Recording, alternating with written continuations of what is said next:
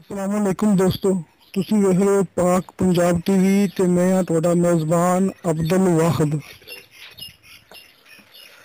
ਦੋਸਤੋ, ਸਭ ਤੋਂ ਪਹਿਲੇ ਤੁਸੀਂ ਆਪਣੇ ਚੈਨਲ ਨੂੰ ਕਰੋ ਸਬਸਕ੍ਰਾਈਬ ਤੇ ਨਾਲ ਹੀ ਬੈਲ ਆਈਕਨ ਨੂੰ ਕਰੋ ਓਕੇ, ਤਾਂ ਕਿ ਸਾਡੀ ਅਗਲੀ ਵੀਡੀਓ ਦਾ ਨੋਟੀਫਿਕੇਸ਼ਨ ਤੁਹਾਡੇ ਤੱਕ ਪਹੁੰਚੇ। ਤੁਸੀਂ ਇਹ ਵੀਡੀਓ ਵੇਖੋ ਸਭ ਤੋਂ ਪਹਿਲੇ। ਤੇ ਅੱਜ ਅਸੀਂ ਭਰਾਵਾਂ ਦੀ ਖਿਦਮਤ ਦੇ ਵਿੱਚ ਪਿਓਰ ਨੀਲੀ ਦੀ ਲੇਕਿਨ ਨੀਲੀ ਮੱਝ ਲੈ ਕੇ ਹਾਜ਼ਰ ਹੋਏ ਹਾਂ। ਨੀਲੀ ਮੱਝ ਲੇਕਿਨ ਨੀਲੀ ਦੀ ਮੱਝ, ਕਾਲੀ ਸ਼ਾਹ ਮੱਝ ਦੀਆਂ ਅੱਖਾਂ। ਦੋਸਤੋ, ਤੀਸਰਾ ਸੂਆ ਸੂਣ ਨੂੰ ਤਿਆਰ ਹੈ। ਤੀਸਰਾ ਸੂਆ ਸੂਣ ਵਾਲੀ ਨਾ ਚੌਥਾ ਆਖਾਂਗੇ ਨਾ ਅਸੀਂ ਦੂਸਰਾ ਆਖਾਂਗੇ। ਜਿਹੜੀ ਗੱਲ ਸਿੱਧੀ ਤੇ ਸੱਚੀ ਹੈ, ਤੀਸਰਾ ਸੂਆ ਮੱਝ ਸੂਣ ਵਾਲੀ ਹੈ, ਇਹ ਵੀ ਗਰੰਟੀ ਸਾਡੀ।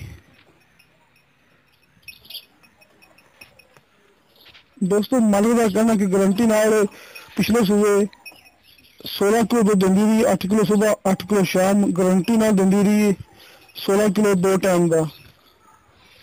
ਦੋਸਤੋ, ਤਕਰੀਬਨ ਮਾਲਕ ਦਾ ਕਹਿਣਾ ਹੈਗਾ ਕਿ 10-12 ਦਿਨ ਲੈ ਲਏਗੀ, ਐਂਡ 15 ਦਿਨ ਵੀ ਲੈ ਸਕਦੀ ਹੈ।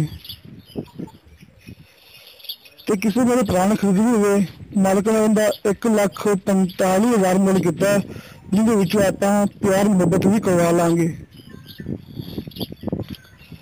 ਦੋਸਤੋ, 1,45,000 ਮਾਲਕ ਨੇ ਮੁੱਲ ਕੀਤਾ, ਆਪਾਂ ਪਿਆਰ ਮੁਹੱਬਤ ਕਰਵਾ ਲਾਂਗੇ।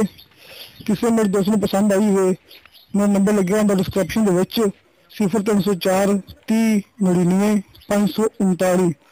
ਦੋਸਤੋ, ਇਸ ਨੰਬਰ 'ਤੇ ਆਪਣੀ WhatsApp ਈਮੇਲ ਬਣੀ ਹੁੰਦੀ ਹੈ।